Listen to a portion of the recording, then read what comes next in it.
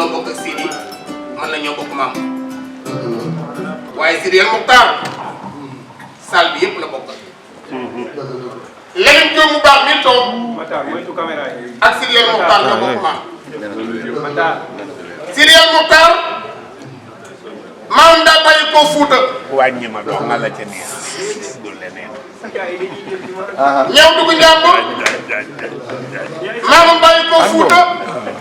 ñëw dugg Kajoor maamam bàyyi koo Fuuta ñëw dugg Bawol fa la maamam bokkee Xaali Amar Fall góor gi sañ ci Pire atum 1603 taxawal jumaa ji atum 1611 Serigne Pire lañ koy wax kooku mooy maame Arab Yaasin Jama Aw Papis Ñaam Xaali Amar Fall maamam ñaari jigéen la dëkkoo woon waaye benn jigéen bi da koo àndaale soxna aadi lum la àndaale am ci Njaay aadi maamam Demba aadi maamam Samba aadi maamam ñoo ñaa tàmbalee cene bu dugg Bawol mu ñëw Kajoor ñu jox ko soxna Astu Kan mu dëkkoo ko am ci yoro Astu Kan ak Faatumata Astu Kan ak maamu Astu Kan ndegam jaxate muy kër maamam Xaalima jaxate kala ak soxna Kumba jaxate bokk ndey ak baay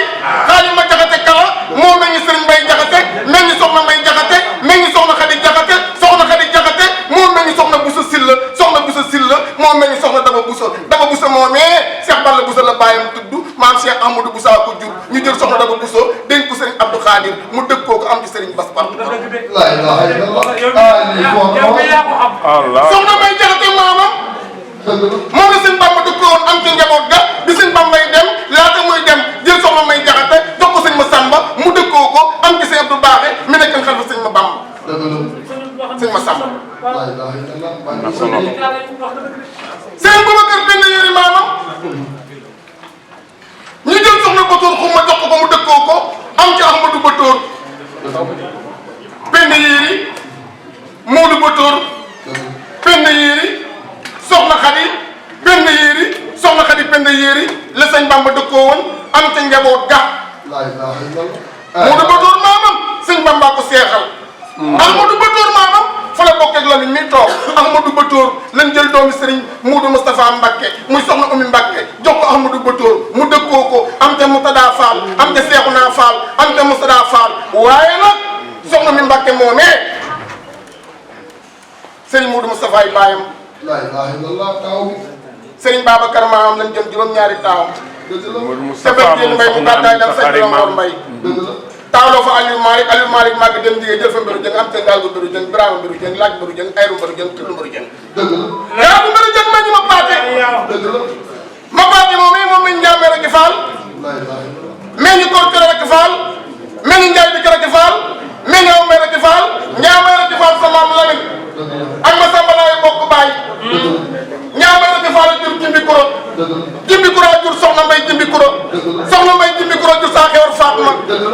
Fatma jur Lat Joor jur Ahmadou Khureyja jur Fatma ñu jël Fatma dégg ko Sëriñ Moodu Moustapha mu dëkkoo ko am ca Seex Mbakke gaynde Fatma borom naas Sidi El Mokhtar Abdou sa baay tut ndaw kunda borom du ko maa jàmbar Sëriñ Bamba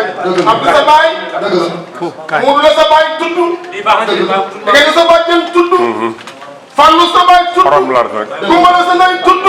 maam jom si ko jur ñoo ma ko jur soxna Xadi Mbakke moo mel ni maam ngañ moo mel ni safet aram bonga ñu jël safet aram bonga dégg ko moo da borom Tiwaawan mu dëkkoo ko am ci Abdoul Aziz baba mi ñuy jooy te noppee bu ñu maas nga bokkal ndey ak baay ma Samba borom Kajoor Sidi Muxtaar koo seqal teraanga am na sa ngor yaa ñëwoon gore yaa tax alaaji yi bëri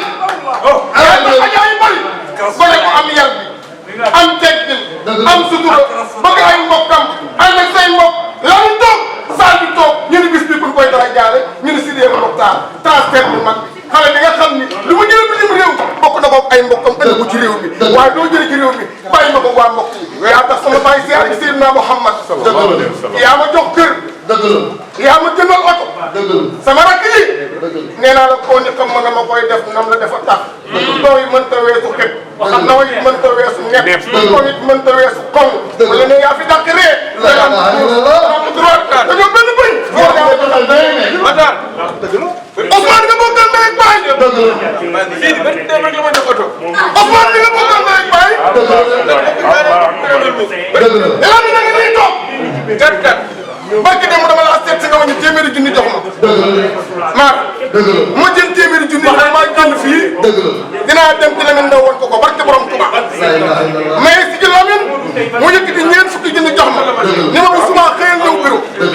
ma xëy ñëw bureau mu ne ma nii maa ko xutte woon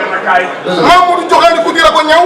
solaguma ko yóbbul nga dem sol ma ne ko bala maa delluwaat sama kër dinaa demoon ko Sidi El Mokhtar waaye mbokk yi nuyu nañu leen jërë ngeen jëf. moom mooy borom bés bi muy le parrain monsieur Sidi Ndaw mbokk yi bu ñu jógee loolu ba léegi ci biir programme bi nag bu Sidi Ndaw dafay discours ba pare ñu daal di nag dem ci li nga xamante ni mooy joxe distinction yi maanaam ay diplôme yoo xamante ne dañu ko prévoiroon pour sargal ñi nga xamante ni de par leur engagement leur détermination leur savoir-faire leur sérieux dans le travail tey ñu war leen profiter ci occasion bi ngir delloo leen njukkal ku mel ni Pape Thiam Selko dinañ ko jox diplôme Mass Ndoye Tafa Baye Fall Chérif Sané Ablaye Seck Mara Latir Cissé dinañ leen jox diplôme ak ki nga xamante ni moom mooy Mamadou Dramé itamit dinañ ko jox li nga xamante ne moom mooy diplôme am kon nag mbokk yi ak xarit yi defe naa ni ñii nga xamante ne tey jii lii mooy programme bi nga xamante ne tey moom la ñu war a dérouler bu ñu demee ba ci kanam tuuti nag dinañ ñëw ci li nga xam moom mooy invité d'honneur yi mesdames et messieurs ginnaaw nag bu ñu leen sargalee dalal leen jàmm ci 3e édition bi ñu ngi leen di ñaan ngeen tàcc bu baax a baax waa GLC liggéey bi rafet na. sunu naatangoo àndandoog ñun ci élevage bi def liggéey bu rafet mu ñaan ngeen tàcc ko bu baax a baax mu defal ñu ñaan muy Serigne Moustapha Gueye bu ngeen xam bu baax tàccule ko bu baax a baax s'il vous plaît Serigne Moustapha. kala ko sama am ne mo si demee ni ma dee kala ko si demee ni jël dem baara galaay jëm maali galaay jëm mun galaay ngay wax ko sëñ Ahmad Mbacké wu sëñ Souma Mbacké wu sëñ Abdoul Aziz Mbacké di sa xarit di sa kër wàll ma dëkk jàmbur nga nekk ñun teewal sa xol sunu borom na ku nekk teewal sa xol ci kanamu sunu borom jéggalu ko jàng faatiha bu sell jàng faatiha bu sell jàng ixlaas jàng suuratul ixlaas xul wallaahu ahad ba mu jeex fallax ak naas yi jàng xul a'uuzu bi rabbil falaq ba mu jeex xul a'uuzu bi rabbin naas ba mu jeex julliwaat ci yonent bi julliwaat ci Seydina Muhammad sallallahu alayhi wa sallam ñaanal ñëpp am jàmm ñaanal ñépp ñu am jàmm ñaanal bis bi ñaan bis bi yàlla yëkkati ko yal na ko yàlla yëkkati ba ñu ko dégg fu ne ba saa bu ñëwee rek ba saa bu ñëwee gàcceel ba weesu gàcceel bi ko jiitu woon yàlla nañu ko yàlla defal yal na nu ko yàlla defal man na ko ku fi ñëw nag ñi fi ñëw nag ku fi ñëw nag ku fi ñëw indi fi ràgg indi fi ràgg yàlla na nga wér yal na nga wér ku fi ñëw ku fi ñëw indi fi feebar indi fi feebar yàlla na nga wér yal na nga wér waaye yittiwoo lu ci waay yittiwoo lu ci waay yittewoo itam yàlla na ko sunu borom saafara yal na la ko sunu borom jox ba nga xam ni mat na yàlla na mën na ko yàlla mën na ko te sañ na ko sañ na ko te kenn du ko mën a fay yàlla nañu ko defal kon yal na nu ko defal ci barakati Serigne Touba Cheikh ci Amadou Bamba barke Serigne Touba Cheikh Amadou Bamba Khadimu Rasul bismillah mu leen ñaan koy wax amin amin amin bi rahmatika ya arhamar rahimin ci géej gi juróom-ñaari at la fa def yu teg ñu ne koo waxal mu ne Seydina Muhammad bu ñaanee war na borom Tuubaa daa dem ci géej gi ma doon bay peex def juróom-ñaari at yu teg ñu ne koo waxal mu ne Seydina Muhammad sallallahu alayhi wa sallam ñu ne ko borom Tuubaa bindal mu ne aqsamtu billahi anni lin nabi abadan hillun wa hibun wa ma abbaahu ya baahu nabi nga naan Moustapha xeeral wala xaral kenn rek ku dëgg Ahmadou borom jaami ki taw la Moustapha Thiallo mu tëdda jàmbaar bii ko Sidi El Mokhtar sama déer Sidi El Mokhtar sama rak nee naa ko am ma génn déer bu dul yow ndax doy nga ma sëkk bu dee kër jox nga ma ko bu dee oto jox nga ma ko jox nga ma yaa ngi may wër am naa dépasse Sidi Mokhtar dara man tuul ndaw ku ndaa borom jox ma nga doy doon kan borom Touba Xaadimu Rasuul am yar am yaatu jëwal daam la wax léegi dama ne la sama biir lant noor la du tee jiw nit nit jàmm ak njay damaa bëgg na yéen ñi nga xam ni yéen bar Sidi El Mokhtar ànd ak suñu Sëriñ Bamba bi Sidi El Mokhtar nee na ku mu yëkkati tey may la xaalis jàmbar Sëriñ Bamba ji yee tax téel ma rajo bi ma ñëw jërëjëf benn ci man loolu neex naa ñett ci yow taxawagul de ñett ci yow wax leen ci lii ñett ci yow. tuy. bii da daal nga am ci yow. ndaw perfect la jërëjëf. man dem naa jeune par son âge, grand par son travail doon koo xamante ni lii mooy benn jéego ci jéego yi nga xamante ne moom mooy objectif am ci élevage. kon nag tey su yàlla dogalee mu réussiraat encore une fois la 3e édition day laaj wax dëgg yàlla ñu sargal ko bu baax a baax tatagal ko ak ñaanal ko yàlla jàmm. Diagne Modou kàddu gàngo. merci beaucoup ma Diop. oui maa ngi nuyu ñëpp ñi nga xamante ni ñoo nekk ci salle bi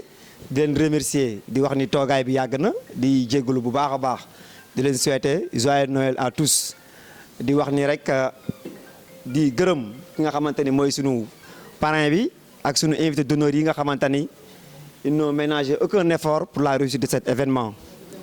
ma tàmbalee si ki nga xamante ni mooy parrain bi ndax yaakaar naa ni ku xool Étoile du Lac. hôtel bu toll nii nga jël ko en charge jël éleveurs yi ñu def ci participer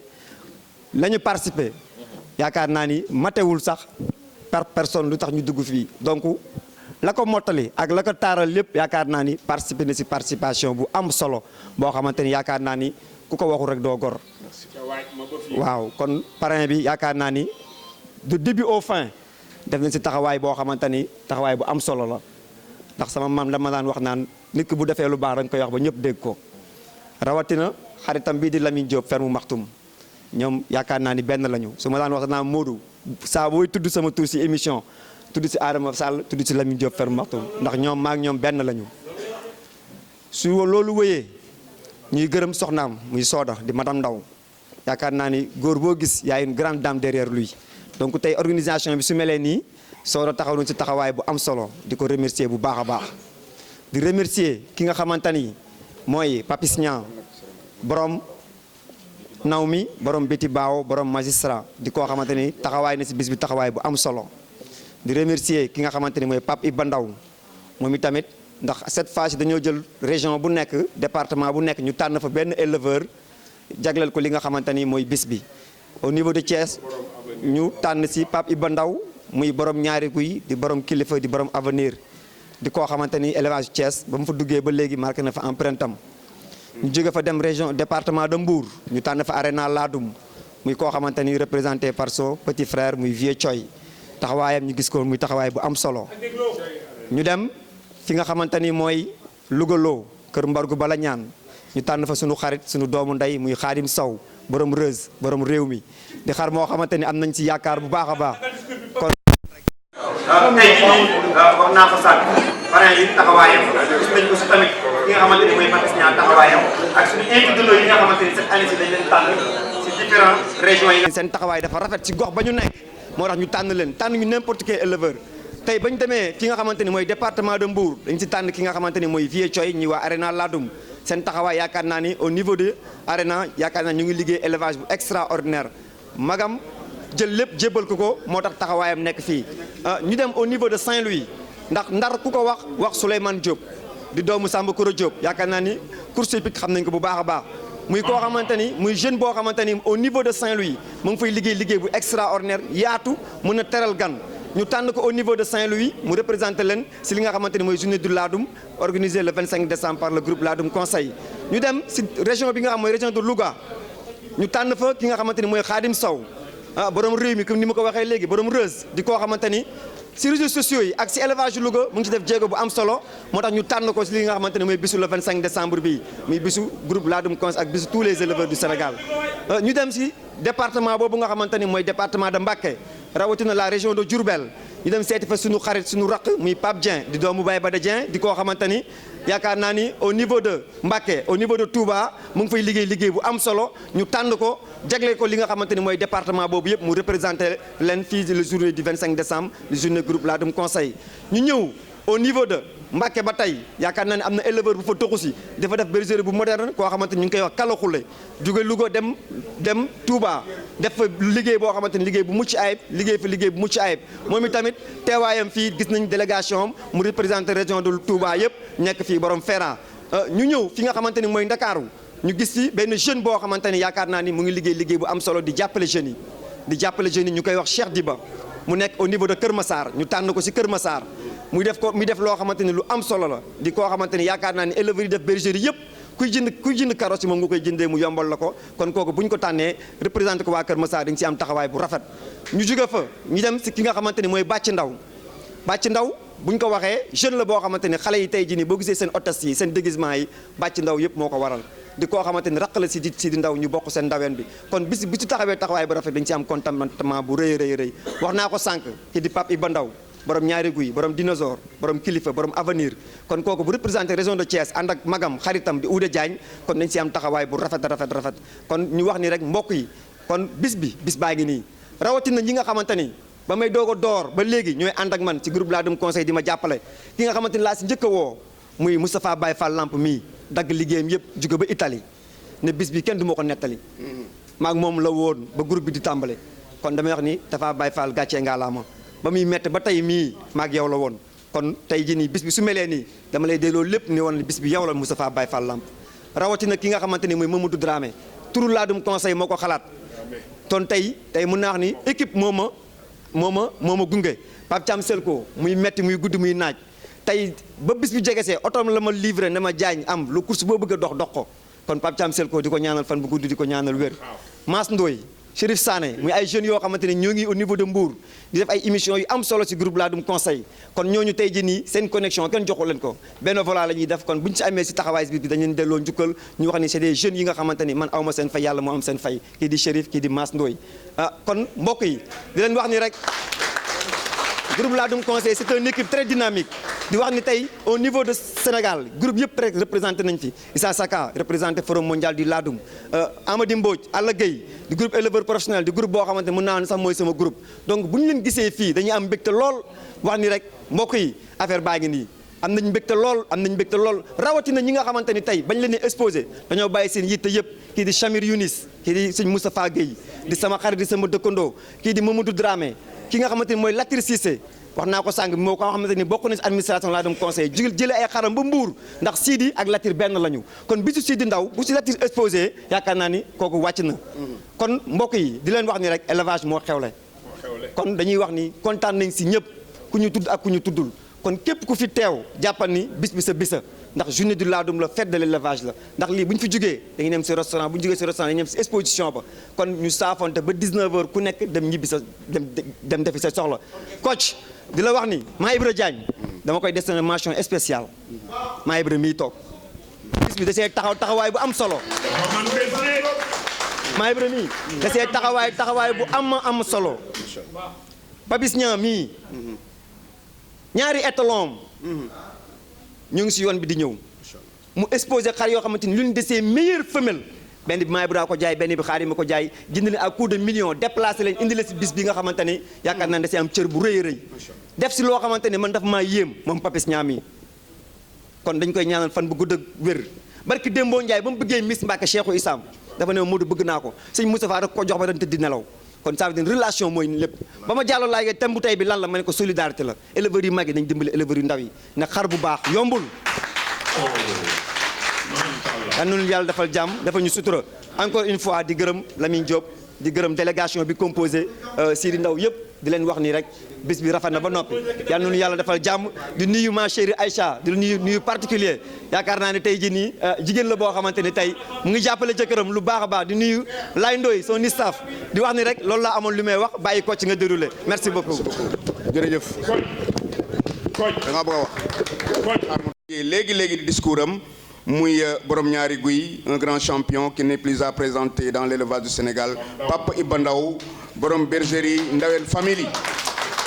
moo njëkk a laal prix bu cher. may ma tuuti ma wax la. kooku mooy Pape Ndaw. dafa jënd ñaari guy. dëgg la millions yu bari. dëgg la teglu ko ci kilifa. dëgg la mu jur benn kuy bu ñuy wax avenir. dëgg la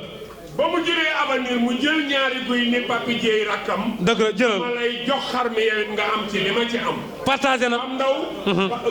humilité ak partage. dëgg la moom la tàmbalee. léegi maa la ñëwoon. moo njëkk a taxaw foire. foiru xar. xotti ñaari gés. auzu billaahi mina seytaani rajiim ginnaaw bi ñu sante yàlla julli ci yonent bi sallallahu alayhi wa sallam ñi ngi nuyu suñuy ginnaaw bi ñu sante yàlla julli ci yonent bi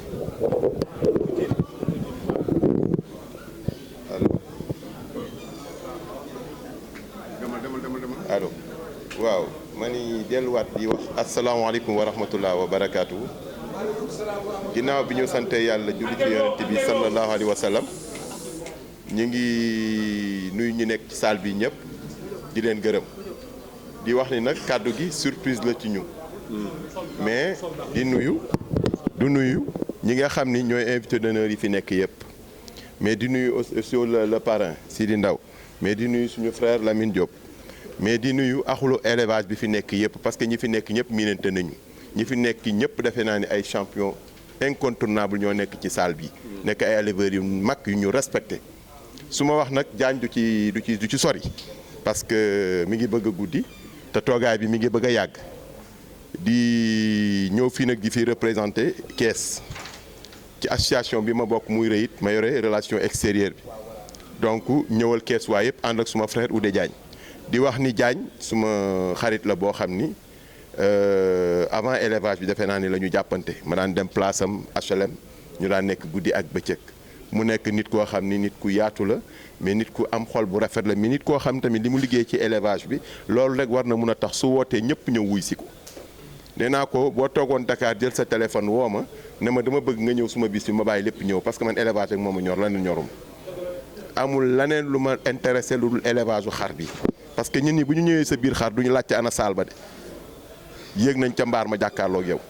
te ñun ñi leen intéressé mooy loolu kon defe naa ni bu nit nekkee ci loolu bu ñëpp ràññee ko ci bu xewlee bisam bi kenn war ko xeebal parce que Olof Njaay dafa nit ki boo ko xeebalee bésam ak sëriñam ak soxlaam yaa ko tooñ te Diagne nag mérite bu ëpp lii war na ko mën a am ci élevage bi waaye nag di ko xamal ko ne aussi tamit dina teraanga nag ñu mën a fay teraanga mooy éleveurs yi su nga éleveurs yi boo leen jamee ci li ñu bëgg billaahi doo naa ni parce que li may wax rek ñun ndaw la ñu sant ay gor lañu dara gónnewuñ suñu àdduna li ñu góon nag moom mooy teraanga parce que ku ñu teral ak tëral ñu am na loo xam nag su ma digganteeg moom lay doon di wax ni wax ji duma ci sori te duma ci mën a guddi parce que ñi war a wax bari nañu mais maa ngi nuyu ñi fi nekk ñëpp di nuyu mon frère Papis bon vraiment ça va maa ngi lay nuyu bu baax a baax parce que 24 décembre passé ñoo ko passé ensemble avec sa femme en tout cas daal maa ngi leen di gërëm yéen ñëpp di leen sant di wax ni teraanga bii nga xam ni Diagne defal na ma ko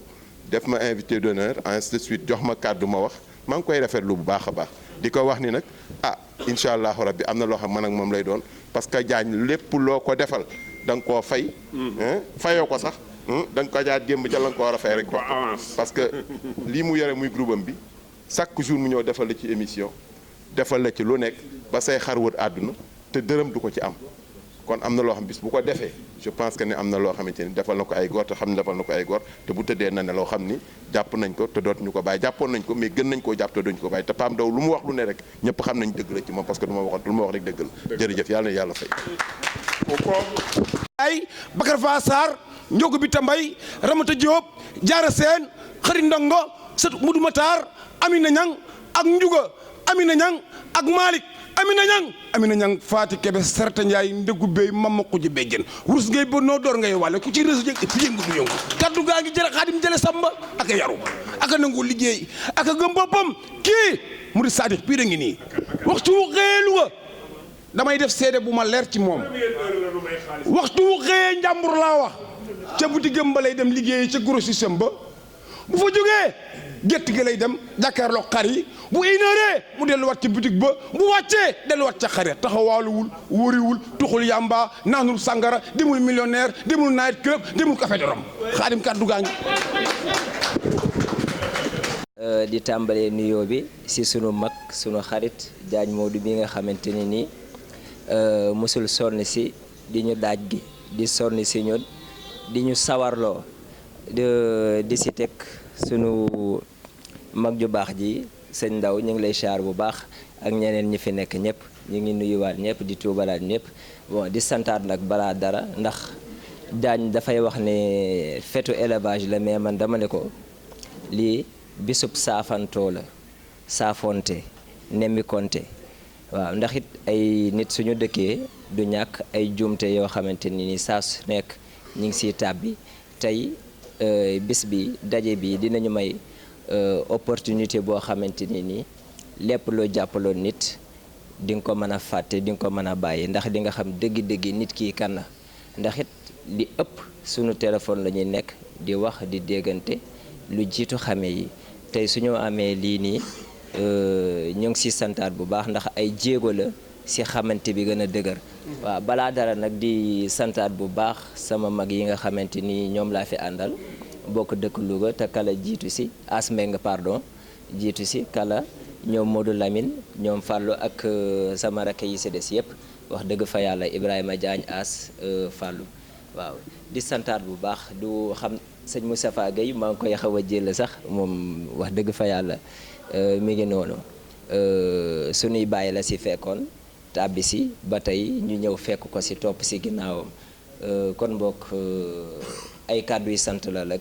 waaw di delloo laat njukkal Diagne Modou bu baax di ko ñaanal di ko doole soññ bu baax ndax it yombul bis bu ne nit ki dafay am liggéeyam teg ko ne guddi ak bëccëg saa su nekk yaa ngi sa ginnaaw téléphone taloo dara waaw ngir it di yokk xam-xamu nit ñi di leen yokk pas-pas di leen yokk mbëggeel si li ñuy def waaw di gërëmaat ñëpp bon di tëje rek Mbaye di wax ne que Reuz Pape moo ko juddulu waaw di ko nuyuwaat bu baax vraiment sunu mag bu baax bon di gërëmaat ñëpp di santaat ñëpp kàddu yooyu la ñu amoon di ko jàllale rek vraiment. macha allah. salaamaaleykum maa ngi nuyu ñëpp ñi fi teew ñëpp nuyu sama grand yi nuyu sama tonton yi nuyu sama gaay yëpp rek waaw bis bi tey jii defe naa ni bu melee nii rek daa war a mel nii parce que ki ko woote moo tax grand Diagne nekk grand bu baax grand bu am yërmande grand boo xamante ni fu mu la fekk rek dafa lay jox ay conseil gën la dooleel kon tey jii su wootee nit ñëpp bàyyi seen yitte ñëw dafa nekk lu xamante ni lu war la lu jaaru la parce que moom moo ko liggéey moom moo ko wane waaw kon nag amuñu dara loo xamante ni loolu lañ ci leneen luñ ciy wax lu dul daal lii mu gën a jëm kanam bu déwénee bu nga xamante ni dañ koy yóbbu feneen foo xamante ni sax duñ yaakaar ni foofu dina fa war a mën a xaj loolu laa koy ñaanal di ñaanal waa groupe éleveur yi nga xamante ni ñoom laa nekk ci groupe bi waaw nuyu ñëpp rek waaw ndax groupe bi vraiment ñu ngi ci nekk ñu ci déglu ay xam-xam di ci jóge ba tey suñu mënee taxaw fii suñu grand yi wala taxaw suñu kanam nawle yi kon groupe bi am na solo daal leneen li ma tëjee daal mooy di remercier tamit sama waa team waaw su ma waxee sama waa team mooy waa ZEP family waaw parce que ñoom ñëpp kenn ku nekk damay rus sax di taxaw ak yow waaw parce que cër bi ñu ma jox ak respect bi ñu ma jox kon loolu amul dara loo xamante ni lu ma leen di sant lu dul di leen gërëm waaw parce que gis naa taxawaay bi depuis booba tey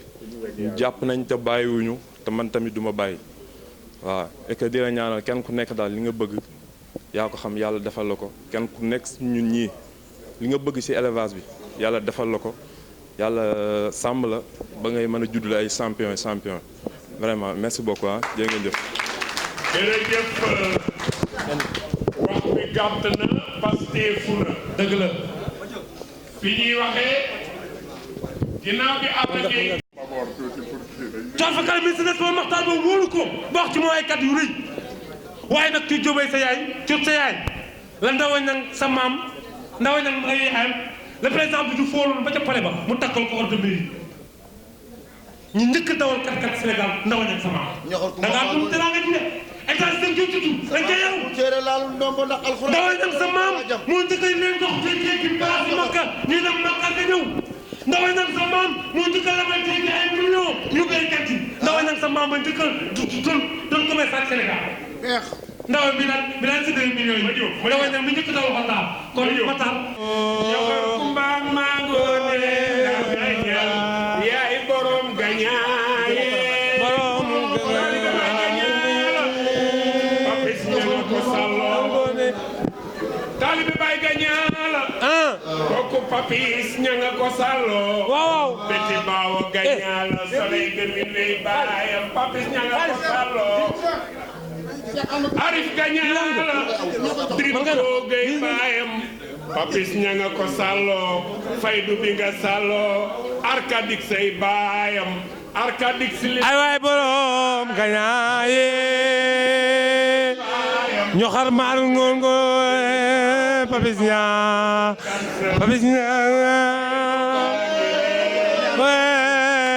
ma ngoone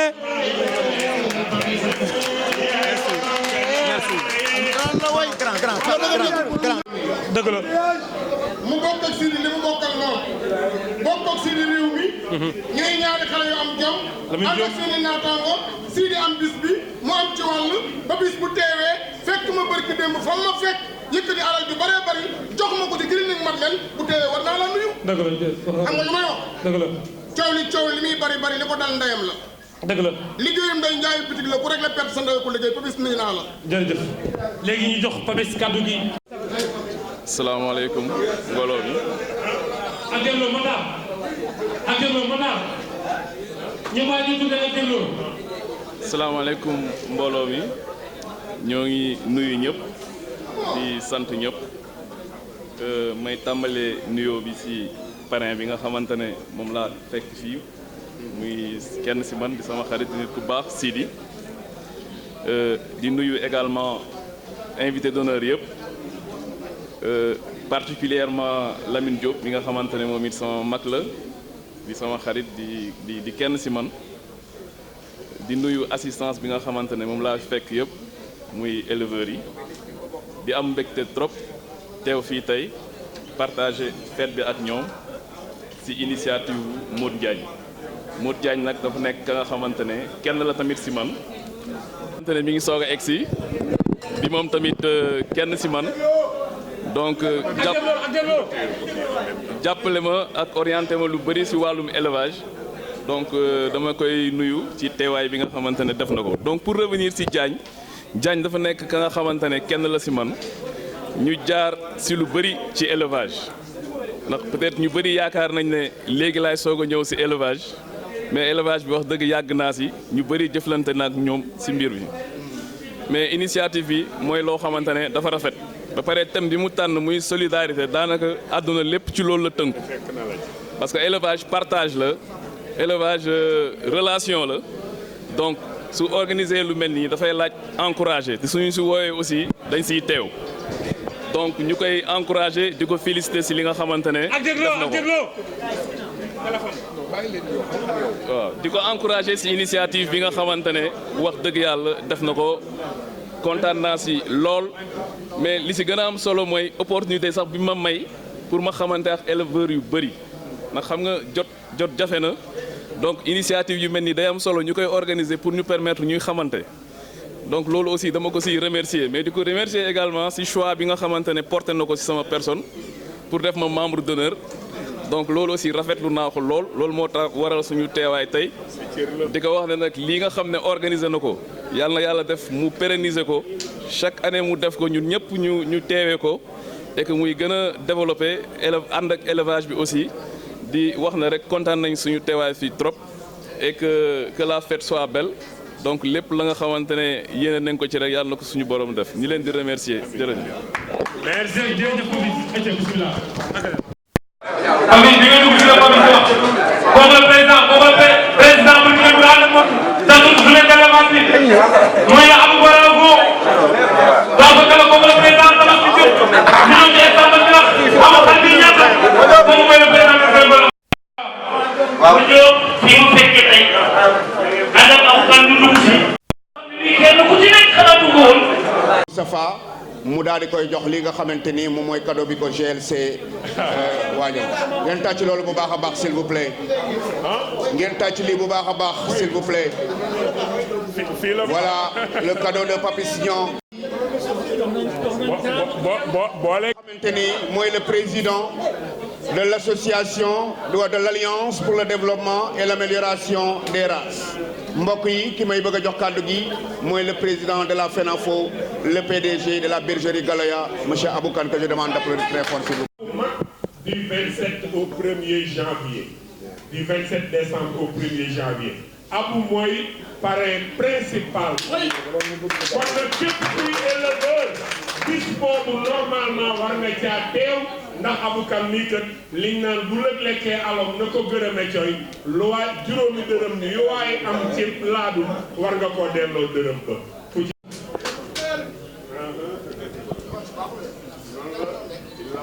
salaamaaleykum wa rahmatullah bon su may li may dooree suma kàddu mooy kàddu jégalu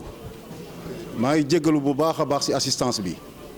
parce que gis naa ni bi ma duggee vraiment perturbé naa séance bi te wax fa dëgg yàlla neexuma bu doon suma sago damay teel a ñëw comme ñëpp te du ma xaar ba mu commencé ma ñëw te wax fa dëgg yàlla nag touché na ma trop bu doon suma sago du ma perturbé séance bi te perturbé naa séance bi donc je tiens vraiment à m'excuser au nom de auprès de tout le monde leneen lii di rafetlu jotaay bi te di ci féliciter organisateurs yi l'organisateur en chef Diagne Modou di ko si féliciter bu baax parce que quand même il a réussi quand même la prouesse de regrouper tout le monde de l'élevage toute la crème de l'élevage ici au Lac Rose mu doon lu jafe-jafe surtout tey ñëpp xam nañ ni lendemain 24 décembre la ñu mel ni suma rakk ñoom ngañ yëpp ci àll bi la ñu fanaan donc mobiliser leen encore le lendemain ñu ñëw fii lu jafe la donc di féliciter aussi parrain bi nga xam ni daf ko mérité wax fa dëgg yàlla bu mu duggee ci élevage bi ba léegi yokku rek liñ ci gis wax fa dëgg yàlla xëy na du ñu gisee trop mais as tuut xamante nañu parce que on a des amis en commun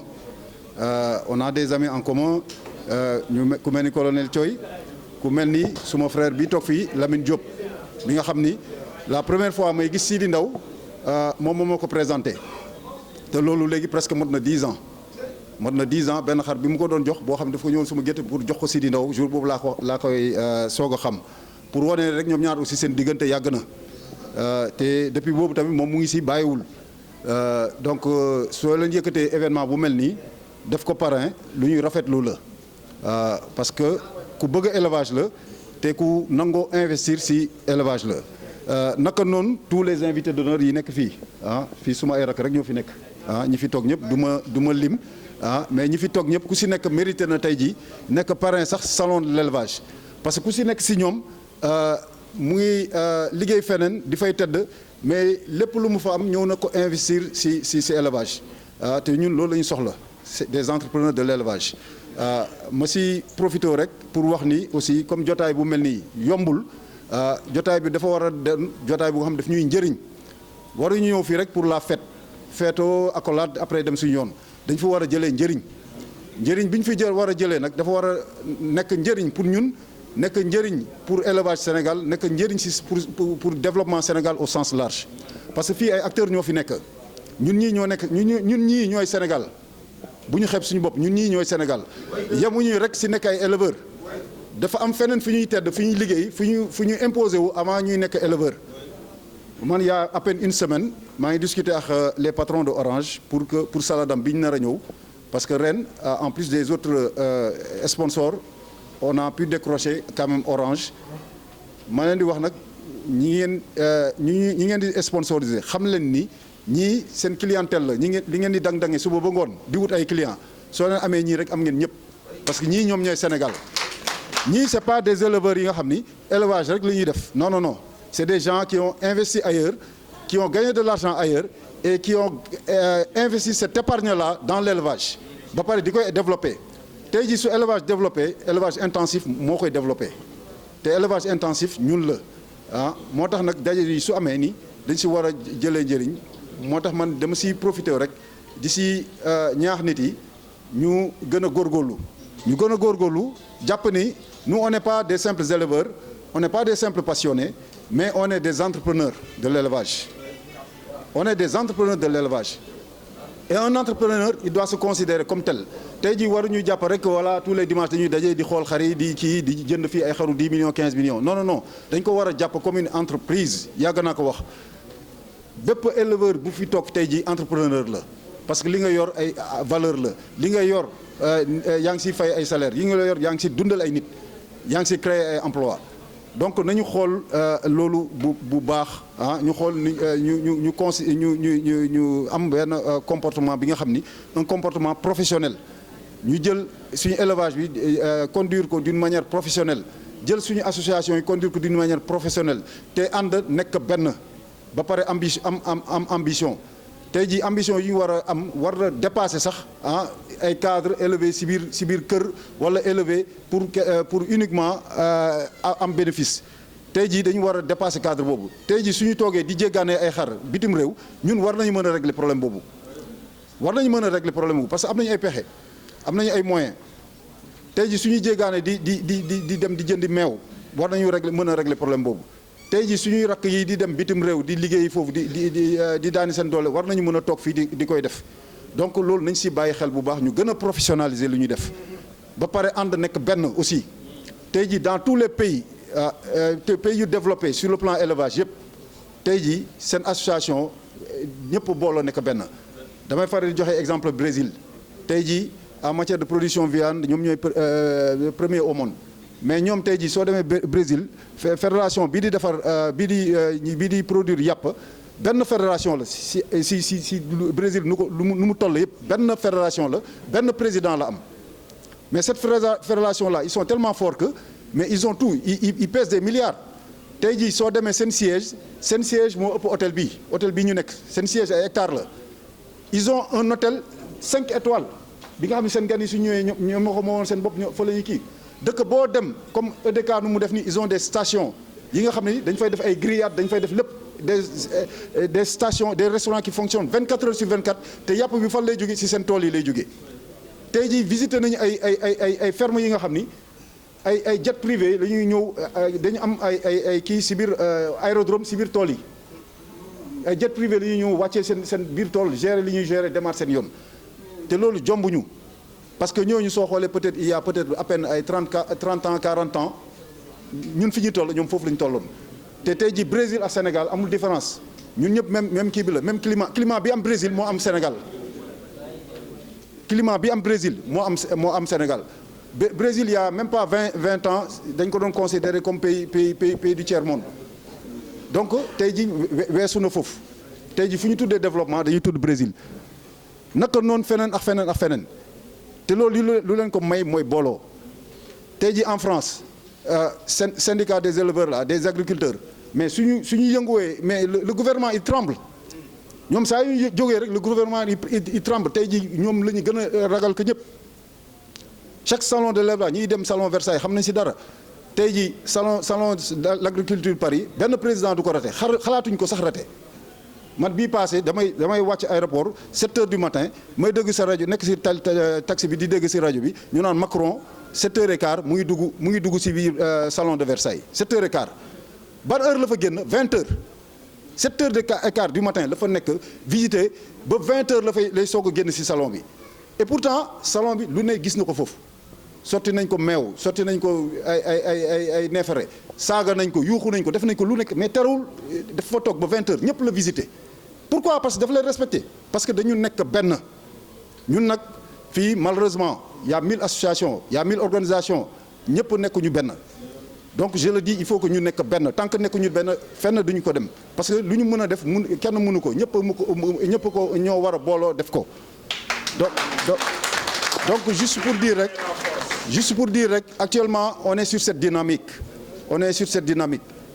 ces derniers temps là élevage bi yëngatu lu bëri actuellement muy man di Omar Sow président REAGES ñu ngi ci dynamique boobu pour réunifier le monde de l'élevage du Sénégal yemul rek ci borom xar yi parce que ñun borom xar yi dañuy yaakaar ni tey jii on est sur le toit du monde ñun borom laadum yi dañuy foog ni képp kuy éleveur ñun rek ñooy éleveur alors que ñun du ñun rek tey jii élevage ñëpp la filière yëpp la donc ñun yemuñu rek ci xar yi filière intensive yëpp la ñuy kii muy filière ovine di filière équine di filière laitière di filière apicole di filière avicole yëpp dañu boole rax ci doole yi nag ñu boole ci aussi élevage extensif dañ ci boole aussi élevage extensif parce que ñooñu duñ leen bàyyi ginnaaw te ñooñu mënuñu dem sans ñun tamit mënuñu dem sans ñoom donc loolu yëpp si dynamique boobu lañ nekk instant bi te loolu dañuy leen di ñaan aussi yéen ngeen jàppale ñu si dynamique boobu parce que yéen a nekk suñu ginnaaw ñun suñu bëggee dem sans vous c'est pas possible. Donc pour bañ a rek gudd loolu laa bëggoon wax fii rek tuuti xam naa ni jotaay bi kii na di jéggalu nag si kaddu gi di encore une fois di wax félicitations aux organisateurs. su nekk maa ngi koy nuyu si turam ak santam di sant samay ñaari waajur. waa kër Serigne Touba laa te surtout Serigne Touba toog nii dama koy sant di ko gërëm moom laay njëkk sant moom waa kër Serigne Touba laa. te waa kër Serigne Touba moom bu gisee doomu Serigne Touba Serigne Touba moom la war a njëkk a gërëm wala mu ciy tekkee rek donc maa ngi sant ñëpp di gërëm ñëpp di leen remercier bu baax di gërëm tamit kii Modou Diagne di gërëm Dramé ñoom Papis ñoom ñëpp ñoo xamante ni ñun ñëpp ay jeunes leen yàlla def nañu élevage moo ñu boole ba tey ñuy xëy dañuy tuddee bés donc dañ koy sant yàlla rek ñu xam ne que l'union fait la force comme li ko président waxee que élevage ñu ñëpp nañ ci jàpp ku si nekk dugal si loxoom ñu booloo nekk benn donc bu booloo nekk benn lépp lu ñu bëgg si élevage suñu borom dinañ ci dimbali parce que ay ndaw leen nangoo nañoo liggéey te lu ñuy liggéey tamit yàquñu ko yàlla mu ngi ñuy di xiir ñu si élevage donc yaakaar naa ne bu ñu ko booloo Papis xam ne lu ma koy wax Dramé xam ne lu may wax Diagne xam ne lu may wax bu ñu booloo rek ñun suñu biir rek ñu nekk ci gannaaw président je pense que lépp mën nañu yomb donc ba pare tamit élevage mooy comme li ma leen wax rek boo ci jàppee mu dëggu ci yow suñu borom dina la dimbali donc je pense que ne idée boobu bu ñu ci doxee avancé fi dañu dimbali. donc beneen chose bu may avancé tamit maa ngi gërëm waa Mboro yi parce que fa laa dëkk fa laa juddoo fa laa màggee doo ko ñëw Dakar. yëpp maa ngi leen di gërëm di leen sant ñoom ñëpp topp neen sama gannaaw ñëw te xam ne am nañ foofu tam benn association élevage. xam nañ tam ñoo ngi seen gannaaw ñeen ci jàpp bu baax man nag sama wax du sori ndax nit boo amee kilifa waxam du solo kii mooy sama kilifa mooy Lamine Diop mooy sama lépp di gërëm tamit Oudé Diagne moo ma njëkk a jox xar Oudé moo ma njëkk a jox xaru laadum dama dem nga yàq gannaaw yàlla di gërëm waa salle bi di gërëm ñëpp mais man sama wax mënul sori ndax boo nit kilifaam toogee boo xam du sori dama koy bàyyi kàddu bi mooy Lamine Diop mooy sama lépp ku si nekk xam na sama diggante ak moom mooy sama lépp moom waru moon sax wax maa ngi jégalu gannaaw si kàddu yi waru moon a wax donc kàddu bi dama la koy jox léegi li ci war yëpp xam nga ko ne def ko président waxul de toog ñëpp ak dégloo xëy na yaakaar naa ne yàgg naa ci élevage bi yàgg naa ci mbooloo mante tey Sidi daf ma bett daf maa jëlee kaw parce que wax ci mbooloo du sama wàll ba ma nekkee ci élevage bi ak léegi je pense que xëy na tey la nit njëkk a gis ma wax ci rajo wala ma toog ci cérémonie jël ci kàddu damay profité ci occasion bi tam di wax ñi ma daan wax kaay ñu invité la ci éleveur professionnel man leen kàddu gaa ngi noonu tey nag bésu mbégte la te dañu ciy remercier waa groupe Ladoum Conseil Modou Diagne nekk ci bopp bi ndax dëgg yàlla xëy na du ñu participer ci groupe yi mais dañuy déglu lépp lu ci nit ñi di wax ci xam-xam di ko wax ci xalaat di ko wax ci lu rafet lu ñu jëmale kanam fu ñu toll ñu ngi koy déglu donc ñu ngi ci sant ñi ci nekk di leen gërëm parce que ñun ñëpp la waroon su ko ñeen def yóbbaale ñu rek dañ leen di ci gërëm di leen ci sant di rebondir nag ci lu am solo lu président wax sànq mooy unité parce que man dama jàpp ne mbooloo comme li ñuy wax toujours mbooloo mu am doole rek moo mun a jëmbal mbir parce que dama mës a dégg ci benn mag muy nettali benn xissa muy benn histoire bu jëm ci loolu ndax dafa wax ne dafa am benn xaleel bu àndoon ak maamam ñuy doxantu ci benn àll di dox ba benn jamono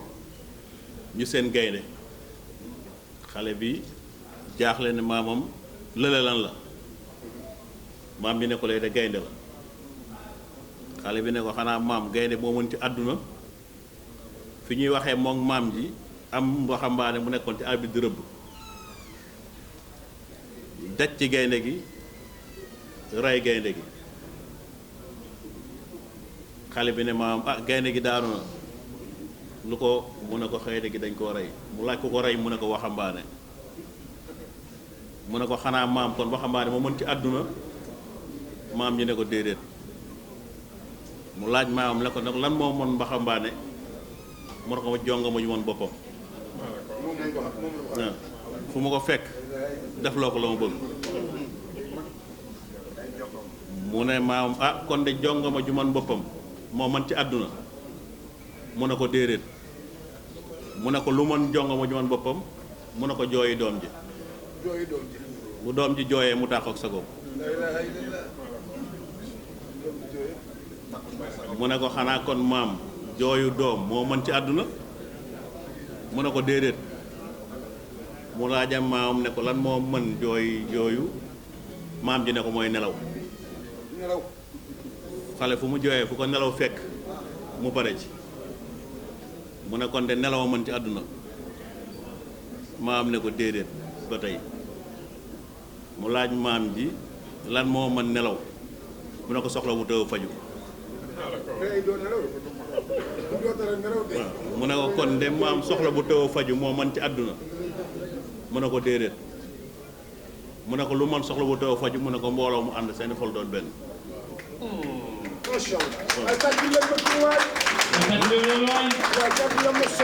pour wax ne kon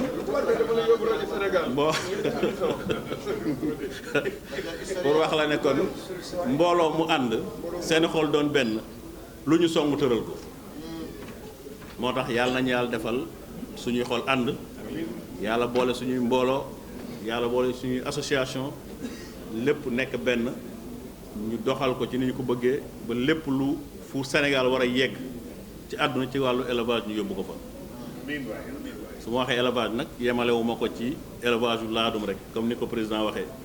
dañuy wax élevage ci sens bu yaatu parce que soo xasee tudd élevage rek bëri na réew yu développé tey élevage a leen développé te ñun am nañu àll am nañu jur am nañu am pas-pas am nañu am volonté pour taxaw pour doxal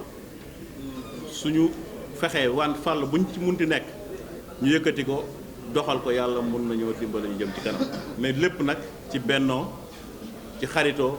ci ànd ci dëgg ànd ci pas-pas ak détermination yàlla nañ ko yàlla boole defal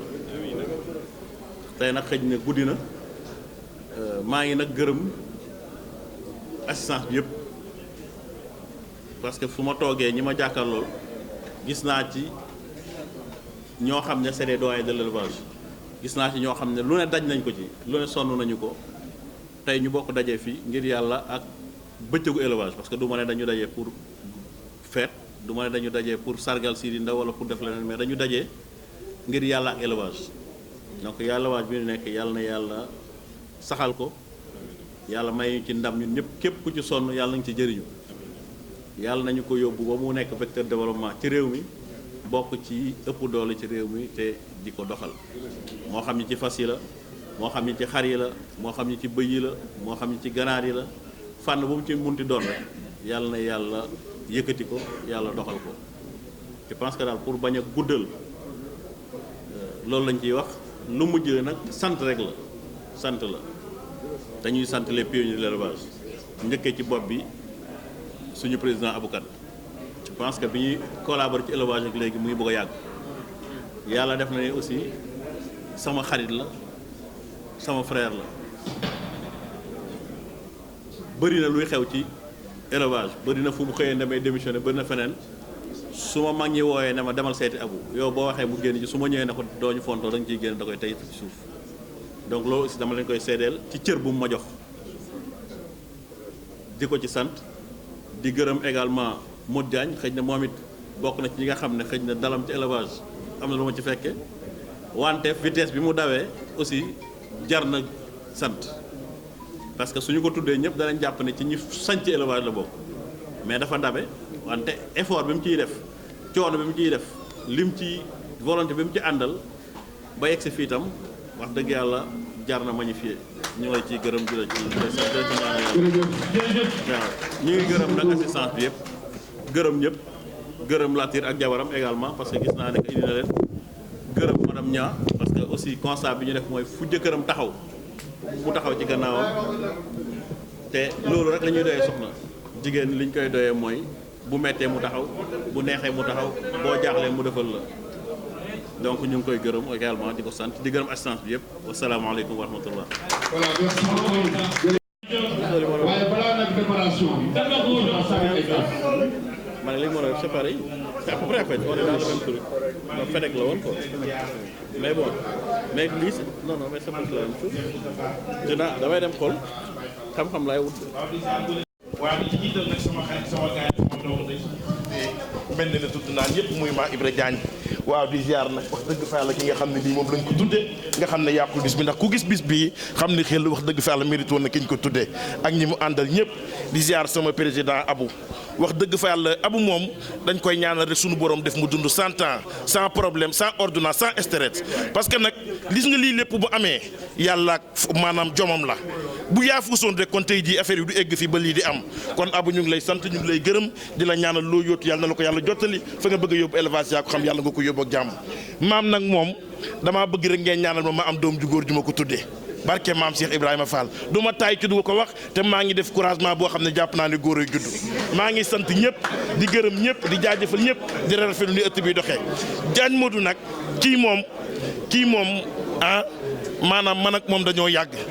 gis nga tey jii bu ma demee bañ naan Tafa Baye Fall da cee joué lu rëy barki Serigne Bamba Mbacke ndax jour bi nga xam ne nii mi ngi may njëkk a jox émission ne ma da nga koy dawal dama ko wone ko Diagne lii nga may dawal loo man mënuma ko mu ne ma am nga fasaaxa bi te it am nga gëm-gëm bi te it nit ñi bëgg la te li ngay wax rafet na kon déem a déglu rek boo ma dee déglu bu soobee yàlla loo bëgg ci élevage bi mën nga koo am ma ànd ak moom nag ànd boo xam ne nii ànd bu rafet la barki Serigne Touba Mbacke Diagne la ma la daan wax rek laa lay wax daan naa siisu na damay génn groupe bi nga ne ma yoral jikkooy Sel Diouf jàppal tëw a bàyyi parce que yow doomu aadama yee la bëgg maa ngi sant ñëpp di gërëm ñëpp di jaajëfal ñëpp di ñaanal wax dëgg fa yàlla uude di ñaanal Alla Gueye di ñaanal maa Ibra Diagne di ñaanal Kocc mi tamit di ñaanal mboolem képp koo xam ne nii ñu ngi nekk ci élevage bi ñii nag boo gisee ma tudd leen dañ maa jox ay xar man ku ma defal lu baax ma wax ko barki Serigne Touba Mbacke képp ku ma defal lu baax dama koy wax ba ñëpp dégg ko maa ngi sant ñëpp di gërëm ñëpp di rafetlu ne affaire bi doxee ah non Kocc moom dañ koy bàyyi yàlla ak Yonent bi ak Serigne Touba rek barki Seera Fall waaw asalaamaaleykum wa rahmatullah man li may ñaan rek parrain bi laa koy wax damay ñaan waa li may ñaan rek dama koy ñaan ci barke Serigne Touba parrain bi rek laay ñaanal suñ borom guddal fanam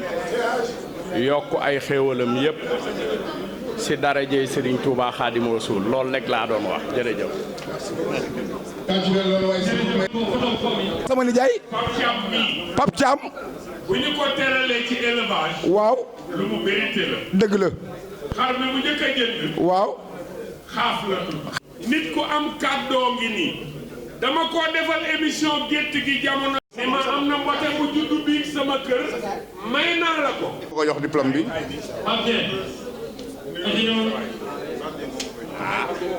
Latir Cissé moo ci topp. xaar dama ko jox.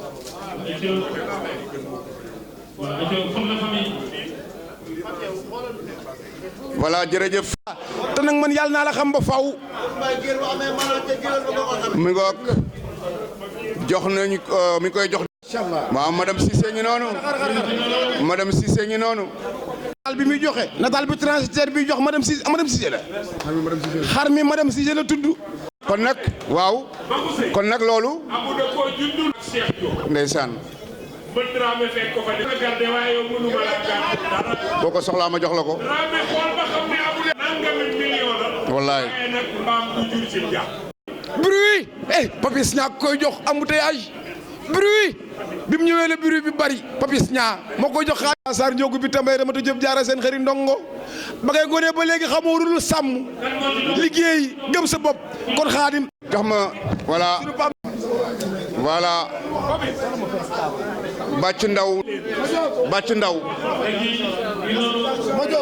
bàcc ndaw bul sori. Voilà, félicitations champion, félicitations. Voilà mu ngoog merci beaucoup. borom magistrat. teranga ñu tagg say baaraam heure bii yaa ngi wut logement te dëkku Gaana yo Omar félicitations Diawara les choses sérieux commencent oh sama yaram a ngi